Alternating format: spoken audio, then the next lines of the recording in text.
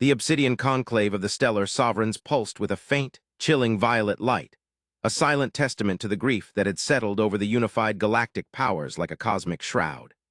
The central dais, carved from the solidified heart of a long-dead moon, held the spectral representatives of civilizations that had once commanded the very curvature of spacetime, now reduced to fearful shadows huddled against an existential cold. Ambassador Xylar of the Krellin hegemony, his 6 chitinous limbs resting heavily upon the polished stone of his console, felt the weight of 10,000 cycles of history pressing down on his respiratory slits. The air in the chamber, recycled and scrubbed to sterile perfection, was thick with the scent of fear, an acrid metallic tang that even the most advanced filtration systems could not eliminate. Across the vast, echoing silence, the projected image of the Vale Sector defense grid flickered, a mosaic of red and black, showing the relentless, inevitable advance of the entity they had come to call the Path of Death, for that was all it left in its wake. The cessation of organized life, a return to the primitive chaos of inorganic dust. The Path of Death was not a fleet. It was not a conqueror or a political entity seeking dominion. It was a wave of cascading thermodynamic collapse, a terrifyingly efficient, self-propagating entropy field that disassembled complex structures, starships, planetary defense shields, living tissues, even the nuanced mathematics of quantum computation, into their simplest, least energetic components. It operated at the very edge of physical law, a concept made manifest, the universe's innate desire for stillness. The Coalition of Stellar Sovereigns, CSS, had thrown every principle of warfare, every weapon of unimaginable destructive power, and every desperate, newly developed countermeasure into the chasm of this threat, and every single effort had been swallowed, neutralized, and then rendered utterly irrelevant in the ensuing collapse. The Vale Sector was the last great barrier, a defensive line constructed across a nexus of stabilized wormholes, a final, despairing gesture of defiance before the inevitable silence. A small, high-pitched whine of distress emanated from the Sithari Triumvirate's projection pod, a sound that in their culture signified the utter rupture of political and mental stability. The principal strategist, Mechthos, a being of interwoven crystalline intelligence, projected his voice, a dry, grating sound that amplified the chamber's tension. Xylar, your analysis remains static. The incursion vector through the Cygnus anomalies has increased its rate of spread by a factor of 4.7 over the last Sol cycle. Our projected window for the final, irreversible saturation of the Vale Sector has collapsed from 5 of your planetary rotations to fewer than 2. We are speaking of a cataclysm measured not in millennia, but in hours. Yet your council speaks only of the Terran anomaly, a localized, insignificant skirmish in the outer void. This is an abdication of our primary mandate. Ambassador Xylar shifted, the movement creating a dull, clicking sound that echoed unnaturally in the cavernous space. He lifted one long, segmented limb, a gesture of profound weariness that spanned cultural differences. I understand the imperative, Mechthos. I have read the tactical reports. I have witnessed the void consuming the last of the Phelan Guard fleets, an act that took the path of death fewer than 1,000 heartbeats. The gravity of the situation does not escape the Krellin. But you mistake a desperate distraction for a focused inquiry. The Terrans, or humans as they name themselves, are the only aberration in the pattern of universal collapse. The anomaly is not their existence, which is primitive and chaotic by our metrics, but the result of their encounter with the path of death. He paused, allowing the gravity of the incoming data stream to settle into the collective consciousness of the sovereigns. The Sithari and the ancient, tree-like Sylvan enclave, represented by the towering, silent figure of Elder Alara, remained suspended in their states of fear and denial. We sent a remote monitoring drone, a specialized surveillance unit designed to observe the inevitable obliteration of their outlying defensive line, a line they foolishly positioned against a known incursion path. The expected duration of observation was negligible. Standard protocol was the documentation of the final, complete thermodynamic breakdown. What occurred was a departure from all known physics, all known strategy, and all known logic. Xylar brought up the single, solitary data image to the center of the conclave. It was a low-resolution, heavily artifacted recording, a single, flickering moment of combat in the blackness of space. There were no grand fleets of human ships, only a clustered formation of what looked to be heavily armored deck. Eptively simple vessels, crudely geometric, lacking the elegant bioengineering or integrated plasma conduits of the Coalition's warcraft. Opposing them was a rapidly expanding front of the path of death, a shimmering, non-reflective distortion of the void, a silent wave of negation. "The recorded timestamp of the engagement," Xylar stated, his voice now lower, carrying a forced, surgical precision, "is exactly 50.81 standard galactic seconds. From the moment of first energy interaction to the complete, localized cessation of the path of death's propagation, a halt that defies every known principle of its operation, was 50 seconds. The threat that has rendered every civilization, every technology, every military doctrine of this galaxy useless, a threat that devoured the planet-sized shields of the Procyon hegemony in less than an hour, was defeated by this fledgling species in less than a minute. They did not retreat. They did not negotiate. They did not suffer the expected thermodynamic cascade. They simply stopped it." A wave of fragmented, uncertain murmurs rippled through the conclave. Mekthos' projection flickered with confusion. "But how? What armament? What kind of energy signature did their weapons display? We have analyzed the raw feed. The energy signature is almost non-existent. It is a moment of profound silence on the spectrum. Our sensors registered an instantaneous, localized drop in ambient energy, not a spike, not an explosion, but a negation." Elder Alara, who had remained still as a root in the soil of her home world, finally moved. Her enormous arboreal limbs creaked, and her voice, ancient and resonant, filled the chamber with a deep, sorrowful vibration. "They are fighting the decay of existence with what? A void of their own making. It is an affront to the natural order. This speed, this efficiency, it speaks of a species that comprehends annihilation on a conceptual level we have abandoned. It speaks of a philosophy forged in the deepest pit of terror or the coldest calculus of logic. This is not war. This is a surgical excision of a metaphysical disease. We have fought the path of death with the tools of physics. They have fought it with the tools of metaphysics." The debate that followed was long, agonizing, and purely political. The sheer terror of the path of death had eroded the diplomacy of the Coalition, replacing it with suspicion and paralyzing self-interest. They had already been conquered by despair, seeing the human victory not as a salvation, but as an impossible, hence dangerous, anomaly. The majority argued for quarantine, seal the Veil sector, let the humans and the path of death consume each other, and hope that whatever perverse mechanism the humans used would exhaust itself. Xylar and a desperate minority argued for engagement. They were too far gone to rely on self-preservation through isolation. They needed understanding, and understanding lay with the Terrans. "The path of death always propagates," Xylar argued, his voice scraping the emotional exhaustion of millennia. "It is a law of nature. The only entity in recorded history to halt its spread is this species, these man, in 50 seconds. Their very existence now contradicts the fundamental nature of the threat we face. To ignore them is not strategy, it is a retreat from reality. We have exhausted complexity. Our grand technologies, our layered defenses, our multimodal strategies, all were too intricate, too ordered, and thus too vulnerable to the path's entropic mechanism. Perhaps this primitive race, born of a single, chaotic, volatile world, found a solution in simplicity that our over-engineered minds could not conceive. We must initiate immediate diplomatic contact at the highest level. We must learn the nature of the 50 seconds. The vote, agonizingly drawn out, finally passed by the narrowest of margins. Fear of the known, the path of death, slightly outweighed the fear of the unknown man.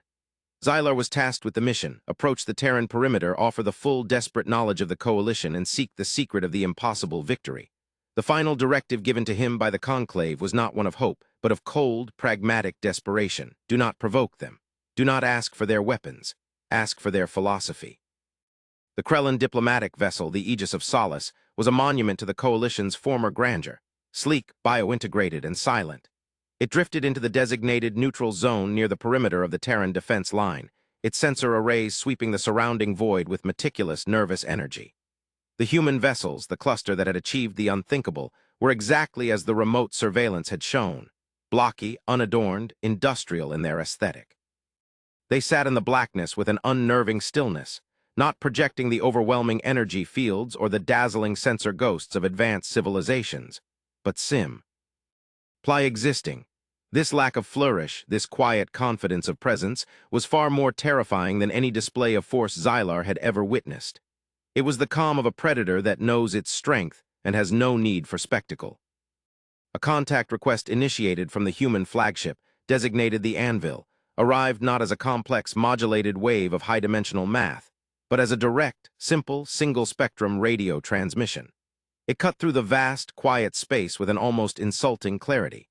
Xylar had expected layers of security protocols, encoded diplomatic credentials, and linguistic matrices to be traversed. Instead, he received a voice, perfectly synthesized into the Krellin primary dialect, a calm, deep baritone devoid of any emotional inflection, yet carrying a weight of absolute, focused intelligence. This is Representative Dr. Aris Thorn of the Human Systems.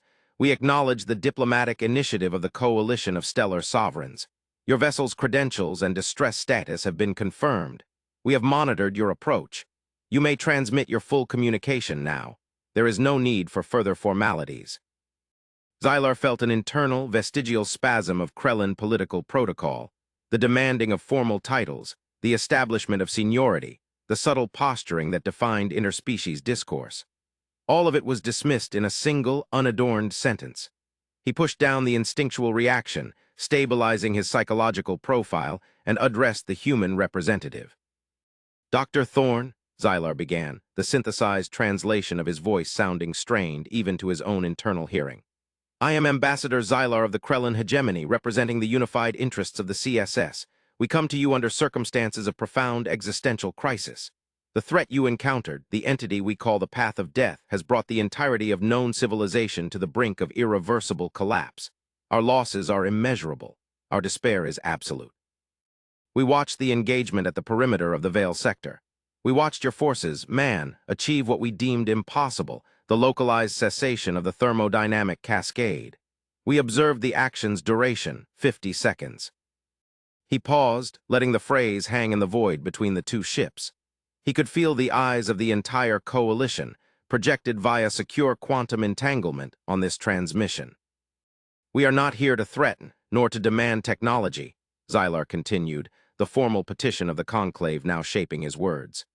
We are here to understand the mechanism, not the weapon, but the philosophy that allowed you to conceive of a solution when 10,000 cycles of advanced science led only to failure. We must know the nature of the 50 seconds. What did man do? The silence that followed was longer this time, not the sterile quiet of the conclave, but a charged, heavy silence that felt filled with assessment and judgment. When Dr. Thorn's voice returned, it had not changed in pitch or tempo. It was the same calm, unhurried tone. Ambassador Xylar, the Coalition of Stellar Sovereigns has framed this crisis in terms of military confrontation and technological deficiency. That is the fundamental shared miscalculation that has led you to the precipice. We have reviewed your internal communications, your sensor logs, and your historical data regarding the Path of Death. Your data is accurate. Your analysis of the threat is, however, incomplete. You see the path as a weapon, a hostile fleet, or a parasitic organism. It is none of these things. It is a fundamental process, a reaction to an unnatural instability in the local manifold of spacetime, a correction mechanism. It is the universe attempting to enforce its own law of increasing entropy against a localized pocket of forced complexity. Xylar felt a strange, cold wave of recognition. This human, this scientist, was articulating the exact philosophical conclusion Elder Alara had reached, but with the dispassionate, brutal clarity of empirical fact. The forced complexity, Xylar echoed. Our advanced FTL systems, our energy shielding, our biointegrated architecture, all processes that defy the second law of thermodynamics, all creating a localized massive inversion of entropy in this sector of the galaxy. We understood this principle, Doctor, but we sought to counteract it with greater complexity, stronger shields, faster engines. And that is why you failed, Ambassador, Thorn replied, the clinical assessment hitting Xylar with the force of a physical blow. Your solution was to feed the mechanism what it craved, more structured data, more energy to disassemble. The Path of Death does not consume energy, it consumes complexity. It is an algorithmic cascade. The more layers of protection you built, the faster its algorithm was solved and the deeper the cascade propagated.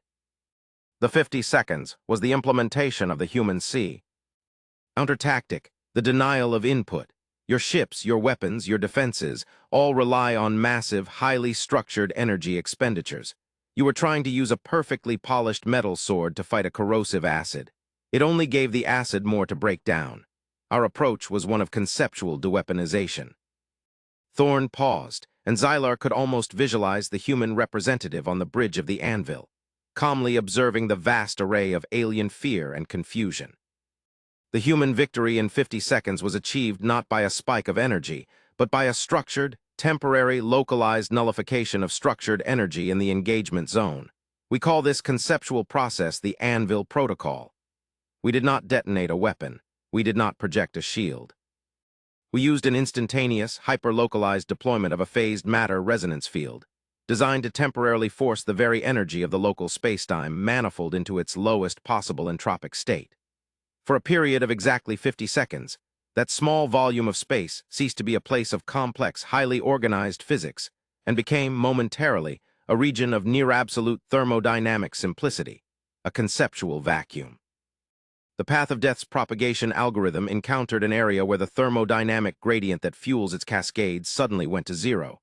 It had nothing to process, nothing to disassemble, no complex energy signature to break down. It was, in effect, denied a variable. Its engine stalled, and when the field collapsed 50 seconds later, the path's localized front, finding itself cut off from the main, propagating wave, simply dissipated. We killed it by denying it complexity, not by fighting its force. We fought its logic. The silence in the conclave was now total. The Sithari triumvirate, the Sylvan enclave, and the Krellin hegemony absorbed the terrifying simplicity of the solution. They had focused on the how, weapons, speed, power, and the humans had focused on the why, the underlying principle of the threat. The alien minds, accustomed to Baroque technologies and layered redundancies, were momentarily paralyzed by the brutal elegance of the human approach. This anvil protocol, Xylar whispered, the internal translator synthesizing the emotion he felt, all mixed with a dizzying sense of intellectual humiliation. It requires a mastery of physics, a conceptual leap that is staggering. How could a relatively new species, one that the galactic community judged to be barely past its infancy, achieve this level of conceptual understanding? Ambassador, you mistake technological age for intellectual maturity, Thorne stated, the calm tone unwavering. The development of the Anvil Protocol was not driven by the pursuit of grand weaponry, but by a necessity forged in our own brutal history. Man is a species that understands the nature of collapse intimately.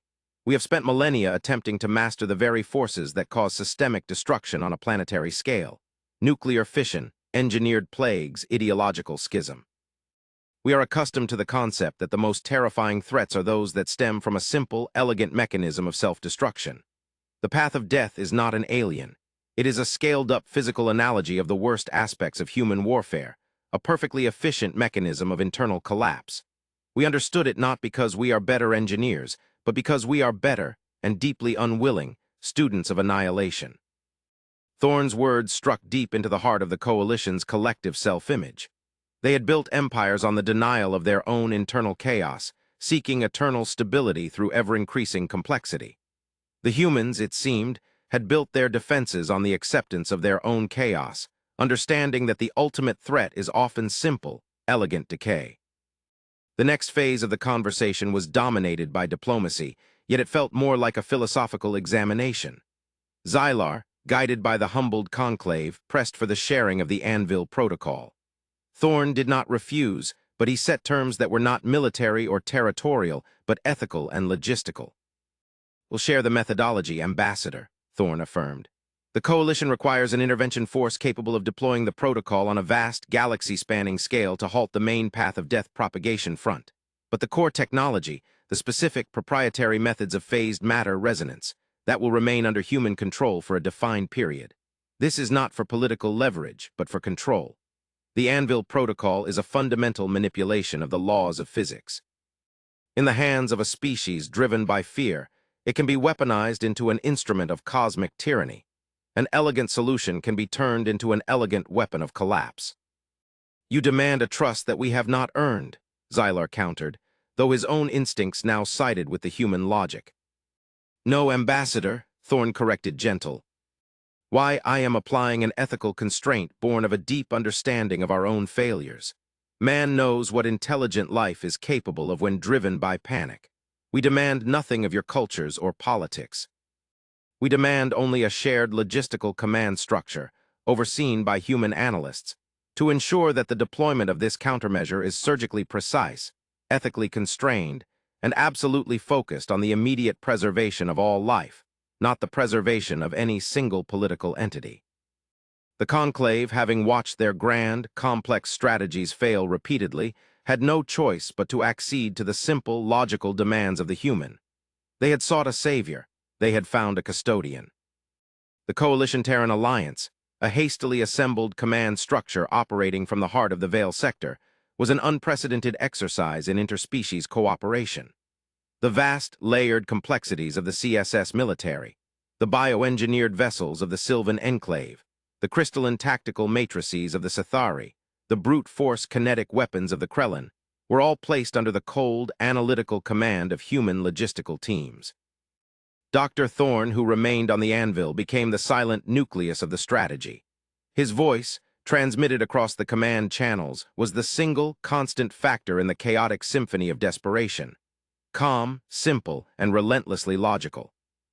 The strategy, dubbed Operation Absolute Simplicity, was agonizingly slow to implement, despite the looming threat. It required the retrofitting of the remaining coalition heavy transports with the minimal, highly specific human-designed deployment arrays, vessels that would not carry weapons, but the core mechanism for the Anvil Protocol. These ships, stripped of their layered energy shields and sophisticated weaponry, all of which were potential fuel for the path of death, became delicate, single-purpose instruments of conceptual negation. Xylar, now the primary diplomatic liaison aboard the Anvil, spent his rotations in profound, unnerving silence with Thorne. The human representative was not a charismatic figure. He did not issue inspiring speeches. He simply observed the data and made decisions that were purely utilitarian, always framed by a stark ethical code. Minimal force, maximum effect, zero unnecessary risk to life. One rotation, while observing the simulation models for the full-scale counteroffensive, Xylar broke the extended quiet. Dr. Thorne, I have studied the historical archives you shared, the history of your species. You speak of your long, agonizing struggle to overcome your own capacity for destruction.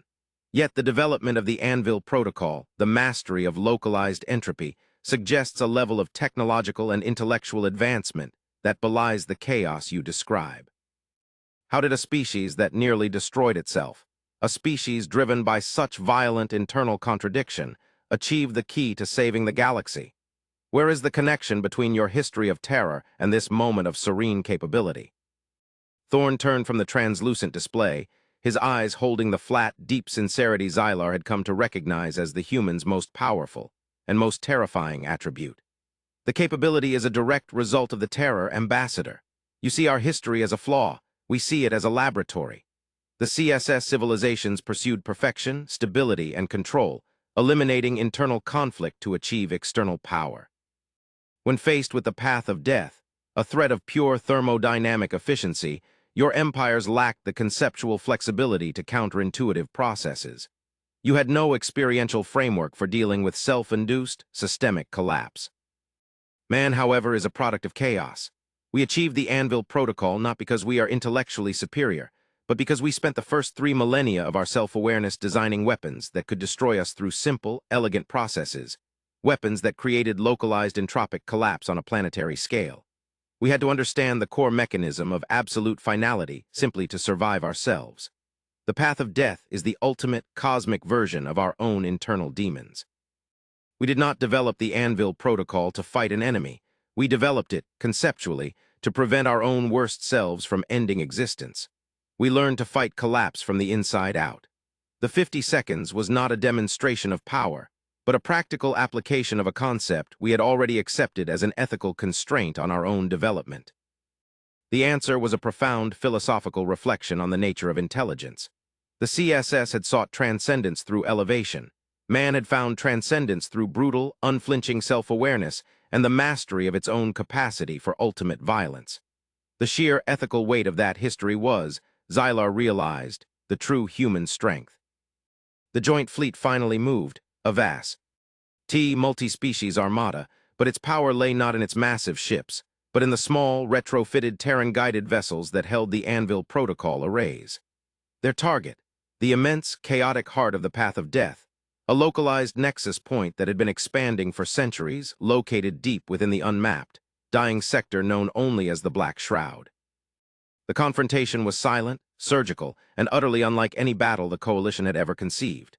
As the human-guided vessels approached the propagating wave of thermodynamic negation, they deployed the Anvil Protocol arrays in perfect, timed coordination. No weapons fired. No massive energy signatures erupted. Instead, a series of precisely localized, expanding pockets of absolute simplicity were created, conceptual vacuums that severed the path of death's self-propagating cascade. The effect was immediate and devastating to the enemy, not through destruction, but through intellectual defeat. The vast, hungry wave of decay stalled, fractured, and began to dissipate, starved of the complexity it required to sustain itself. The operation, from the first activation of the Anvil Protocol to the observed, total cessation of the path of death's main propagation front, lasted 47.92 standard galactic minutes, a monumental, galaxy-saving victory achieved through conceptual precision. But the objective was not just to halt the spread. Dr. Thorne's ultimate objective was to reach the nexus point, the chaotic gravitational singularity at the heart of the Black Shroud, which was the apparent source of the path of death's mechanism. As the human flagship, the Anvil, flanked by the remaining Krellin and Sithari command vessels, breached the final, collapsing membrane of the nexus, they did not find a weapon of mass destruction. They found a structure. It was colossal, impossibly vast, a megastructure of unimaginable scale. It did not appear to be built. It appeared to be grown from the very fabric of spacetime, an interlacing lattice of non-baryonic matter and solidified quantum foam. It did not project hostility or energy. It radiated only a profound, ancient silence. The Coalition vessels' sensors went wild, incapable of parsing the alien physics. The path of death is a weapon, Mekthos, the Sithari representative, projected frantically from his vessel. A final, self-aware defense mechanism. Prepare a final kinetic bombardment. Hold your fire, Commander, Thorne's voice cut through the emergency chatter. The readings are not of a weapon, they are of a gate. Xylar, prepare a full spectral analysis of the residual energy signatures. We need to identify the informational encoding. It took 3 tense rotations, while the Alliance vessels hovered in the immense shadow of the structure, for the human analysts to break through the residual encoding. The message was not in a language, but in a conceptual data stream, translated by the sheer intellectual force of the Terran physics teams. The message came from a civilization that had existed before the current age, a progenitor species the CSS myths called the Architects. The path of death was not a hostile entity. It was an ancient, automated, galaxy-wide quarantine protocol. The message, delivered through Thorne's synthesized voice to the stunned Coalition, was a long, haunting monologue. We, the Architects, reached the pinnacle of understanding. We conquered entropy, we unified the forces, and we looked upon the truth of existence. We found not a harmonious cosmos, but a boundless, terrifying frontier. Beyond the stable manifold of this galaxy, there exists a state of being, a region of pure conceptual instability we name the Exodus Void. Its physics are antithetical to organized life. Its influence is a corruption of structured reality itself. It must be isolated. In our final Great War, we fought an incursion from the Exodus Void. We were victorious, but the residual energy signature of that conflict, a profound, lingering instability, was integrated into the core FTL and high-energy technologies of the emergent civilizations of the time. You, the descendants, still use this corrupted physics to travel your stars, unknowingly perpetuating the subtle entropic pull of the void. The path of death is our solution. It is the automated, self-regulating mechanism, a final gift designed to remove the lingering, corrupted physics from the galaxy's local manifold. Its efficiency is a necessity. It must remove all complexity that is built upon the residual energy of the Exodus conflict. It is a slow, agonizing process of cleaning, a controlled decay to save the whole. It is a guardian, not an aggressor. It was set to self-destruct once the threat was contained. You fought a shield, not a sword. But your 50-second victory, the localized negation of the entropic process, the Anvil Protocol, has caused an unprecedented anomaly. Your solution was so absolute, so conceptually simple, that it temporarily severed the logic of the quarantine protocol's mechanism, mistaking it for complete success. You have not just defeated the path of death, you have inadvertently, momentarily, deactivated the core logic of the containment field. The structure before them, the colossal megastructure that was the heart of the path of death, was not a weapon's core. It was the galaxy's final lock. The humans' elegant, ethical, and entirely logical 50-second victory, a move of quiet conceptual brilliance, had done more than save the galaxy from the path of death. It had exposed it to something far worse. The lock was disengaged, and the massive, silent gate to the exodus void was beginning with agonizing slowness to open. Silence fell upon the Alliance command. The fear of the path of death, which was a fear of decay, was replaced by the cold, overwhelming terror of the unknown, the fear of a conceptual, reality-altering threat from the exodus void. Dr. Thorne was the first to speak, his voice still measured, still devoid of panic, but carrying a new, quiet urgency that chilled Xylar to the core. The architects were correct. The path of death was not the ultimate threat. It was a symptom of an underlying instability, the cost of using a tainted technology. The Anvil Protocol was the correct surgical response, but its success was too complete. The core mechanism is now vulnerable. Xylar, now humbled by two epochs of existential terror, one from the known, one from the newly revealed, felt a surge of clarity. The old political posturing, the racial differences, the vast cultural gulfs, all had dissolved into the white-hot necessity of the moment. The human capacity for logical, calm assessment in the face of the ultimate cosmic dread was the only anchor remaining. "Doctor," Xylar transmitted, his voice steadying, "the CSS is incapable of formulating a counter-strategy against an ontological threat. Our minds are too steeped in the physics of this reality. We require your instruction. What is the nature of the exodus void, and how do we close the gate that man inadvertently opened?" Thorne was silent for a prolonged period, and when he spoke, the message was profound, marking the true, final transition of power in the galaxy. The exodus void is a realm where complexity is forced into an unsustainable state, the antithesis of the entropic decay of the path of death. If the path was death by decay, the void is death by infinite chaotic possibility. Our sensors cannot fully parse it. Our physics cannot describe it. It is the ultimate unknown. The architect's message contained a second, final piece of data. They foresaw that if the quarantine protocol failed, the only way to re-engage the lock was to create a new, stable, complex, self-sustaining structure at the core, a mechanism that operates on a physics entirely unrelated to the corrupted FTL energy. A system so conceptually isolated that it provides a new, clean barrier against the exodus instability. The Anvil Protocol is the key ambassador, not the anvil as a weapon, but the anvil as a foundation. The ability of man to create a localized vacuum of simplicity, to manipulate the core laws of this reality through sheer conceptual insight. That is the only technology that is untainted. We did not just save the galaxy from the path of death in 50 seconds. We developed the foundation for the new lock on the cosmic door.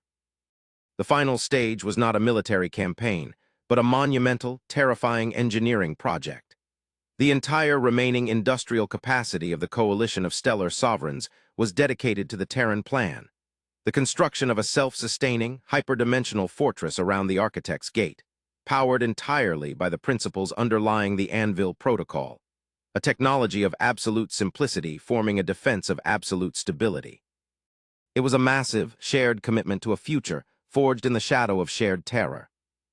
Xylar remained with Thorne until the final components of the new barrier were in place, watching the human representative work. Thorne was a paradox, a being of immense, quiet power defined not by his capacity for destruction, but by his rigorous ethical constraint. He had the knowledge to become a galactic tyrant, holding the key to the very laws of physics, yet he used that knowledge only to preserve life, never to command it. The ultimate force of man was not in their technology, but in the terrifying, logical maturity they had achieved through their own self-inflicted history of war. The last conversation Xylar had with Thorne, as the vast, silent new barrier, the second veil, snapped into place, re-engaging the cosmic lock against the exodus void, was a reflection on the title of their shared crisis. Man defeated the path of death in 50 seconds, Xylar articulated, staring out at the silent, colossal new structure that now stood between the galaxy and oblivion.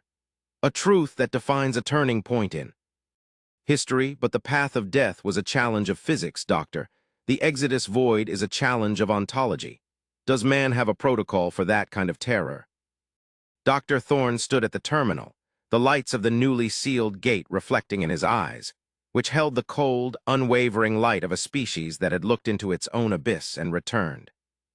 The 50 seconds taught us that the only way to defeat a perfectly elegant threat is through an even more perfectly elegant conceptual response. The path of death was the fear of complexity decaying. The exodus void is the fear of reality unraveling. Our answer is not in a technology of force, ambassador. It is in the foundation of the very structure you see before you. It is the commitment to a shared, unified, sustained existence. It is the agreement that the only logical, ethical, and strategically sound response to the ultimate unknown is to stand together, united in a single purpose, without fear, without prejudice, and without the need for conflict. We call that final, sustained concept, the custodianship. It is not an act of war, but a continuous act of ethical, logical will. It is the final philosophy forged in the crucible of chaos. It is the human answer to all kinds of terror. Xylar finally understood. The grand, chaotic, self-destructive history of man was not a burden, but a rigorous, terrifying training ground. The 50 seconds was not a freak event. It was the inevitable, logical conclusion of a species that had mastered the ultimate enemy, the self. They were not conquerors. They were the architects of necessary simplicity, the quiet, ethical custodians of a fragile reality. The coalition had asked for the secret of the 50 seconds. They received the future. The silence in the grand conclave was now a silence not of despair, but of profound, humbling, unified resolve, standing vigilant against the silent, unknown frontier held secure by the logic of a species once deemed primitive, now revealed as the quiet, logical conscience of the cosmos. The age of empire was over. The age of custodianship had begun, and it was man who held the quiet, ethical key.